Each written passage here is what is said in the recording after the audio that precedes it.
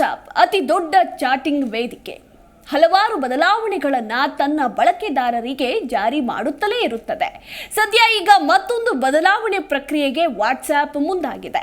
ನಿಮ್ಮ ಸಂಗಾತಿ ಅಥವಾ ಆಪ್ತರಾದವರ ಮೆಸೇಜ್ ಸ್ಟೇಟಸ್ ನೋಡಲಿಲ್ಲ ಅಂತ ನಿಮ್ಮ ಮಧ್ಯೆ ಜಗಳ ಆಗೇ ಇರುತ್ತದೆ.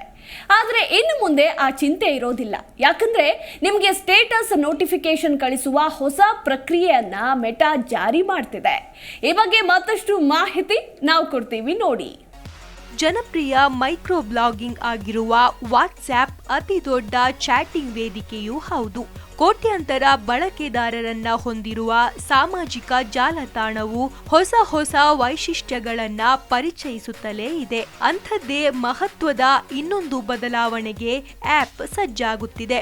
ನಿಜ, ಬಳಕೆದಾರರ ಸ್ನೇಹಿಯಾಗಿರುವ ವಾಟ್ಸ್ಆ್ಯಪ್ ಒಳ್ಳೆಯ ಸುದ್ದಿಯನ್ನ ಹೊರತಂದಿದೆ. ಅದೇನೆಂದರೆ, ಇನ್ನು ಮುಂದೆ ನಮ್ಮ ಕಾಂಟ್ಯಾಕ್ಟ್ ಲಿಸ್ಟ್ ನಲ್ಲಿರುವ ಜನರು ಸ್ಟೋರಿ ಅಥವಾ ಸ್ಟೇಟಸ್ ಹಾಕಿಕೊಂಡಾಗ ಅದನ್ನ ತಿಳಿಸುವ ನೋಟಿಫಿಕೇಶನ್ ನಮಗೆ ರವಾನೆಯಾಗಲಿದೆ. ಇದರಿಂದ ಯಾರಾದರೂ ಹೊಸದಾಗಿ ಸ್ಟೇಟಸ್ ಹಾಕಿದಲ್ಲಿ ಅದು ನಮಗೆ ತಿಳಿದು ಬರಲಿದೆ. ಈ ತಂತ್ರಜ್ಞಾನವನ್ನ ಅಳವಡಿಸಿಕೊಳ್ಳುವ ಕುರಿತು ಶೋಧಗಳು ನಡೆಯುತ್ತಿವೆ. ನೋಟಿಫಿಕೇಶನ್ನಿಂದ ಏನು ಲಾಭ? ವಾಟ್ಸ್ಆ್ಯಪ್ನಲ್ಲಿ ಅಳವಡಿಸಿಕೊಳ್ಳಲು ಉದ್ದೇಶಿಸಿರುವ ನೋಟಿಫಿಕೇಶನ್ ವೈಶಿಷ್ಟ್ಯವು ಹಲವು ವಿಧಗಳಲ್ಲಿ ಬಳಕೆದಾರರಿಗೆ ನೆರವಾಗಲಿದೆ. ಇದನ್ನ ಅಭಿವೃದ್ಧಿಪಡಿಸುವ ಹಂತದಲ್ಲಿ ಮೆಟಾ ತಾಂತ್ರಿಕವಾಗಿ ಶೋಧ ನಡೆಸುತ್ತಿದೆ. ಇದರ ಅಳವಡಿಕೆಯ ಬಳಿಕ ಕಾಂಟ್ಯಾಕ್ಟ್ ಲಿಸ್ಟ್ನಲ್ಲಿರುವವರು ಸ್ಟೇಟಸ್ ಅಪ್ಡೇಟ್ ಮಾಡಿದಲ್ಲಿ ಅದರ ಮಾಹಿತಿಯು ನೋಟಿಫಿಕೇಶನ್ ಮೂಲಕ ಇನ್ನೊಬ್ಬ ಬಳಕೆದಾರರ ಗಮನಕ್ಕೆ ಬರುತ್ತದೆ. ಈ ಮೊದಲು ಯಾರೇ ಸ್ಟೇಟಸ್ ಹಾಕಿಕೊಂಡಲ್ಲಿ ನಾವು ಅದನ್ನ ನೋಡುವ ಹೊರತು ಗಮನಕ್ಕೆ ಬರುವುದಿಲ್ಲ.